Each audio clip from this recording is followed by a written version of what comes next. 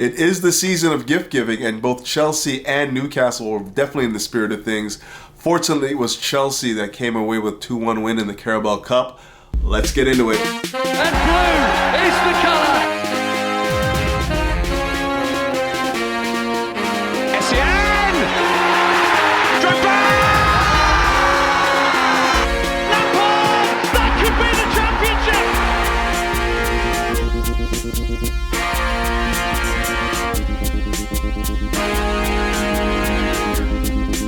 Greetings! Welcome back to Couch Critic with me, Dennis P. For what is your Chelsea match review, but more specifically a tactical synopsis of Chelsea's performance against Newcastle in the Carabao Cup quarterfinals. But before I get into all that, you already know, I ask you this every week. We need you to hit the like button, we need you to hit the subscribe button, we need you to hit the bell notification button to keep up with the latest and the newest. It will help me and of course help my sponsors who go by the name of Major League Socks. And fellas, if you ever want to walk in the footsteps of greatness, you know what to do, hit them up, the link will be in the description. Family, I wasn't even going to record this. I'm still very much sick, very much bedridden, and it was very hard for me to muster up the energy to sit down here and do this video. But in the spirit of Chelsea coming from behind to beat Newcastle in the Carabao Cup, I could not miss the opportunity to speak on this game. What a match. I mean, obviously there was some clumsiness on both sides, from Chelsea side and Newcastle side, that led to the goals. And obviously, you see that the ice in the veins from all the strikers who took penalties, and of course Petrovic, who made a fantastic save to ice it for Chelsea. This is what you want. When people like myself talk about they want their Chelsea back, it's not always just going to be about the winning cups, being contenders for the title and whatnot. It's about that fight, that inner fight to never give up. And when your backs are against the wall, you're still there to deliver in the crucial moments of this game. And that's exactly what happened. Newcastle did nothing. They did not want to come out of that 1-5-4 shape, and made it very hard for Chelsea to play through them. Obviously, it's very, very difficult to manipulate the ball through tight spaces. There's only a few players that we have on the team right now that are capable of doing that. And if you don't have that when you're playing against low block defenses, you just struggle. So fortunately, Chelsea were able to apply more pressure in the final third, in the waning moments of that game, and were able to find a breakthrough. And wins like this are the type that you need to really get a young team to understand what it takes to win these matches. I know everyone in the comments is going to be ripping me about the fact that Chelsea got lucky for that equalizer, but it's just a commitment and never say and die that I really want to see from this club. And a win like this in the Carabao Cup can only really galvanize a squad. We're into the semifinals right now. There's going to be 3 teams between us and potentially lifting that trophy. And who's to say we can't win it? Who's to say that we can't, go through these next 3 matches in the Carabao Cup and hoist it, at the end of March or whenever it is. There's an opportunity there for Chelsea to do just that if they continue on the path they are now. But we're going to get right into this game. I'm going to talk, speaking of course, Chelsea's setup. We're going to be talking about Chelsea's possession and what they're doing in possession, what's working, what's not working. We're going to talk about the substitutions that seem to change the game, and of course Nkunku. We're going to talk about the penalty kicks, which were just so incredible. Nice to see Chelsea just finish emphatically like that, especially in front of a hostile crowd at Newcastle's away end. It's just what you need when you're a young team. You need to have performances like this where you just see that the work you're putting on the pitch gets rewarded, even if it is in the dying minutes of the game. Now, there were a lot of similarities in this game against Newcastle as to the one on the weekend against Sheffield United, where Chelsea were up against a very, very low block, stingy defense that were basically averaging maybe 5 to 7 meters between defenders. And when you're in those types of games, it's very, very hard to probe and find those incisive passes that take you in on goal. I mean, Chelsea did a great job of just controlling the tempo of the game, controlling the rhythm of the game, but without any real cutting edge. And there were a couple reasons behind that. First of all, I think Chelsea's possession from the halfway line right up to about the final third was just very slow and labored. You weren't moving Newcastle enough. We weren't moving Sheffield enough. We were basically just recycling possession and not moving it quickly to shift the defense and find gaps of space. And for those of you that understand it takes 2 to tangle, you can understand where the difficulty is. Obviously, Chelsea have to shift the ball quickly to open up gaps of space, but at the same time, Newcastle have to be, less disciplined in their shape to come out and challenge where they're not supposed to open up those gaps of space. And credit to them, they just never did. Newcastle were very disciplined in their 4-5-1 shape, and it made it very difficult for Chelsea to find the angles and the space to get our more intelligent ball carriers on the ball. Obviously, when you're playing a game like that, the space is always going to be available to you out wide, and that's where the second problem came in, because Chelsea didn't really create numerical advantages out wide. Whenever we shifted it out left to Raheem Sterling, he's basically 1v1 with a defender, but we didn't give him anyone to play off of. All of the action was coming inwards to the midfield, where, Newcastle have basically camped out, 10 men in their box for the most part of the game. So that goes into what we're going to talk about later when we're talking about Chelsea playing with, 4 center backs. And, the whole thing that I like to talk about is, like, players will always act according to their mate. Everyone and their mom will tell you that Chelsea just don't have the aerial presence to be looking for, those long-ranging, cross-field passes and hoping for somebody to get on the end of them, especially when we don't have the box presence. We have, like, maybe 2 or 3 guys attacking the ball versus, maybe anywhere from like 7 to 8 defenders from Newcastle. So it just looked like a futile attack. It looked like we couldn't really figure out where the point of attack should be initiated and what we needed to do to manipulate the ball to pull Newcastle out of their shape. And, that's all down to the manager first, but also down to the playing staff. We have to be better at identifying when we need to shift the ball quickly, when we need to recycle possession, when we need to make those switches, those cross-field switches to get, 1v1 situations for like Raheem Sterling or even Cole Palmer or whoever's on the flanks. And I just don't think we did a very good job of that in this game. But to our credit, I thought that we stuck with it and we found the openings. Obviously, in the second half, we made some personnel changes that helped us, in those wider areas. Mykhailo Mudryk, I thought, had a fantastic game, coming in and providing the width, whether he's on the left or on the right, because he did come in for Colwill on the left to the start of the second half. And, just the willingness to get down the pitch and give somebody an option, whether or not they used him a lot or not is another thing, but just the option of him being there was obviously very much to the advantage of Chelsea. We were able to hem them in.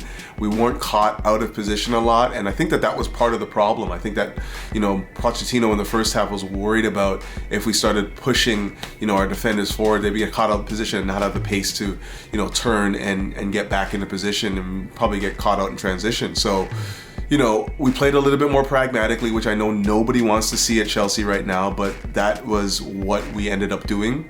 And, Mykhailo Mudryk came into the second half, and again, we just started to have a little bit more impetus in that final third.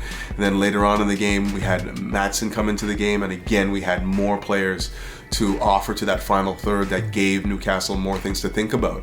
And that's all you really have to do in these types of games where you have a stingy defense that does not want to engage in those half spaces, that does not want to engage in the wide areas. You have to put more bodies around them to give them something to think about. But overall, I thought the team did a good job of keeping their heads up, staying in the game, keeping the pressure on Newcastle, and eventually, pressure bust pipes, and in the form of Kieran Trippier just basically gifting Mudryk a goal, an equalizer late in the 92nd minute of that game. And this is what we're talking about here. Like, when you continue to put pressure on the defense, when you find the right angles to probe. I don't think that we changed the point of attack, to be honest. I still think that we're looking to, swing in crosses from out wide and whatnot, rather than try and, probe through the middle. But in the end, because we had a little bit more numbers in and around the box and whatnot, it gave, Mudryk a chance to get in the box. And, ultimately, thankfully, he was able to, just pounce on one of Trippier's errors and stick it in the back of the net. But with that said, you can also make the argument that when you give the attackers the players that they need to succeed in the final third, you get results that way as well. So maybe it's also a part of Pochettino striking that balance between when to play more attacking players and when to play a little bit more pragmatically and just keep possession and keep it ticking over. But I say that to say this. I think that part of the problem with striking this balance is Chelsea still don't have a real goal scorer up front. So when you play a little bit more cavalier and you're playing a little bit more on the front foot and you're looking to, just try and, thrust as many bodies forward as you possibly can to break down low block defenses, and you don't have a clinical finisher in there, I mean, the problem that I think that you run into is like, it's risk versus reward at this point in time. Like, we're risking, our structure and our shape to get more people in the final third. and to get more bodies in the box, but at the risk of our structure when we don't have somebody that's going to be clinically putting those goals in. So maybe for Pochettino's play, a little bit more safe, to be a little bit more solid as a unit, and then when the game is calling for it, you look to stretch teams a little bit more, put more bodies in the final third, but again, like everyone you'll talk to online will tell you that Chelsea just play a little bit too slow. I would agree with that. And, they just don't have enough attacking intent in the final third. I'm a firm believer that midfielders, especially central midfielders, defensive midfielders, have to take care of the ball. That's job number one for me. Take care of the ball, recycle possession, probe for openings when they're there. If you're not doing that and you're just force feeding attackers into really condensed areas and you're expecting them to just do wizardry to get out of it, what you're going to get is a turnover, you're going to get countered, and you have numbers going the other way. That's what most of these teams are waiting to do. Newcastle's waiting to get on the counter with Gordon on one side and Elmiron on the other. They're looking for that opportunity. That's what Sheffield United were looking to do, the exact same. They're looking for opportunities where Chelsea just gets so frustrated with, them just taking up so much space and not giving them any angles to play through that, we make a mistake, we force a pass in there, and then they hit us on the counter, bam. And that's why the patience in this game was something that I was really, really proud of. The fact that we were patient and we just kept on going. And when the game called for, more attackers, more attacking intent to come in, we found the equalizer. Now, I touched on it a bit in the last segment. We're talking about Chelsea playing a little bit more balance between defenders and attackers and finding that, that balance where we're not necessarily overcommitting players in the attacking areas and, overcommitting players in the defensive areas. Some may argue that that's what we're doing anyways. But when you're playing against low block defenses, I think it's very important to identify personnel on the pitch that can give you the attacking impetus that you need to succeed. I mean, Chelsea played with 4 center backs today, again, as they did against Sheffield United. And, this game was just screaming for more bodies in the final third. This game was just screaming for somebody, one of our fullbacks, to overlap and give options to our wingers. And far too many times we had our wingers going 1v1 or 1v2. When you have Colwill and Disasi as your fullbacks, they're not looking to think the game like a true fullback, like a true wingback. They think the game like a defender would. So when the opportunities come for them to overlap, they're not thinking about trying to get aggressive and get into the final third. They're thinking about being safe and making sure they're not getting countered where they have to get on their bike, hustle to get back.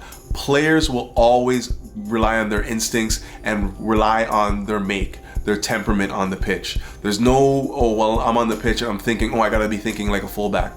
Your mentality, your temperament is always what's gonna rise to the occasion when you have to make split-second decisions. So if you're an attacker and you have to basically probe in an attacking area, your instincts will take you into those situations. When you're a defender trying to make those instinctual moves, they're gonna be hesitating, thinking about what the next move is, what it is they have to do.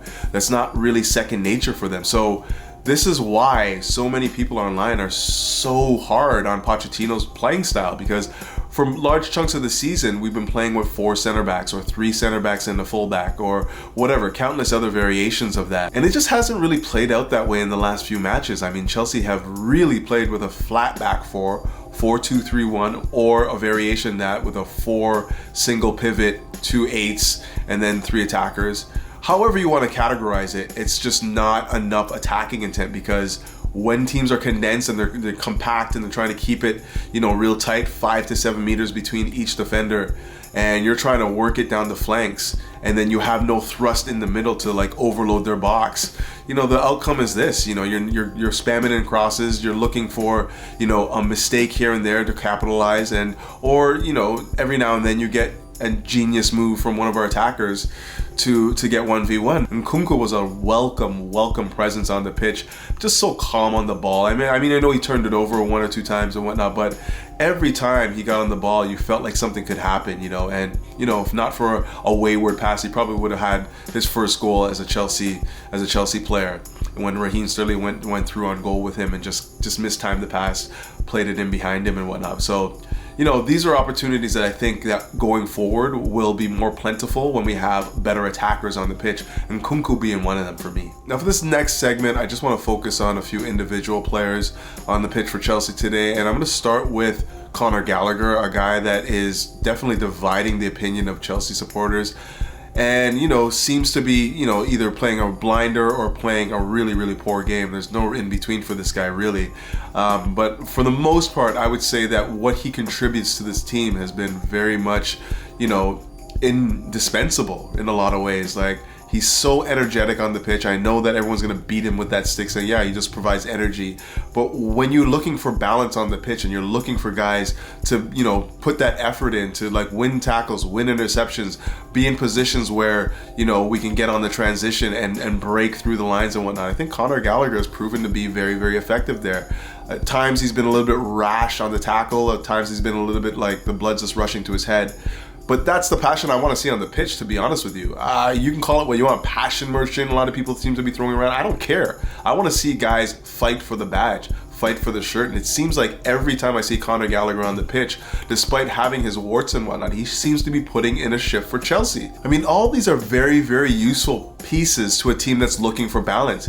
Like, you can't just have a bunch of number 10s on the pitch that, you know, don't care about defense, don't know how to win the ball back, don't know how to, like, press effectively and expect to win games. You know, we always talk about being in possession of the football. We don't recognize that in order to get possession, you need to win it back. And that's why Conor Gallagher has been so important in the side. He's very good at winning possession. That's why we have Caicedo in the side. He's very good at winning possession. He's very good at keeping and recycling possession. So, I mean, for me today, Conor Gallagher was a man of the match, and I really feel like, you know, he's proven that he's one of the key cogs in this Chelsea setup right now, at least for the time being, at least until we get a full complement of players back. And it's just because he provides things that so many others on the pitch do not right now.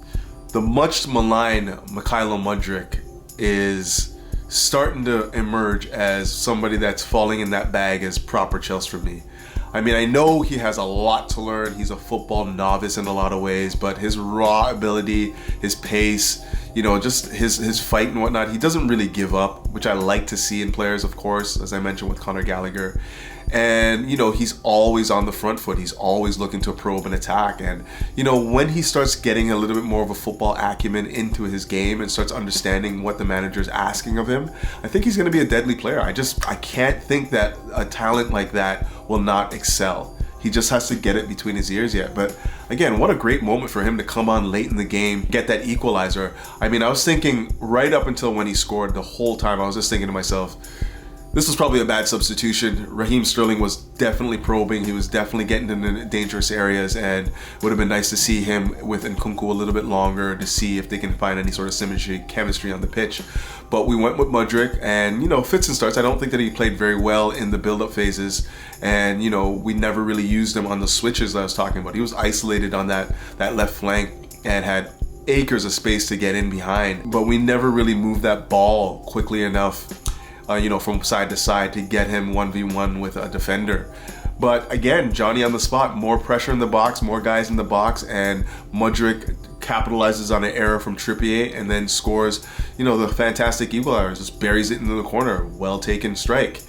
And then for an encore, the guy, you know, he sees his teammate Maatsen get roughhoused by, you know, Gomes, who I don't know how he escaped not getting a red card there. He made no attempt for the ball and just went right through Maatsen and just clattered him like that. If that's not endangering an opponent, I don't know what it is.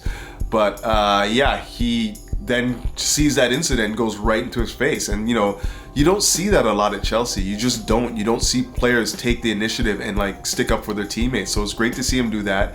That is what proper Chelsea is to me. You know, you get in the face of the opponent, make sure they know that they can't do that without having a response from us.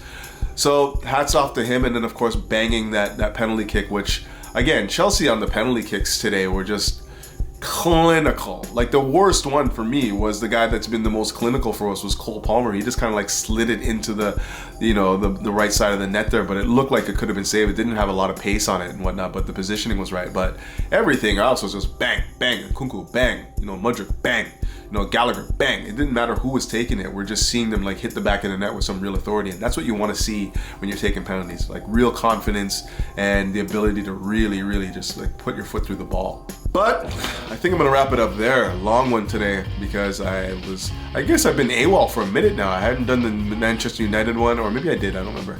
And I haven't done the Sheffield United one. It's just been really, really hard for me to get in front of the camera, not feeling well as it is, and, you know, got a sore back, all sorts of things, man. I feel like I'm one of the walking wounded at Chelsea right now. Enzo, another one going off, maybe sick, flu or something like that, but not great to see him go off early in the game.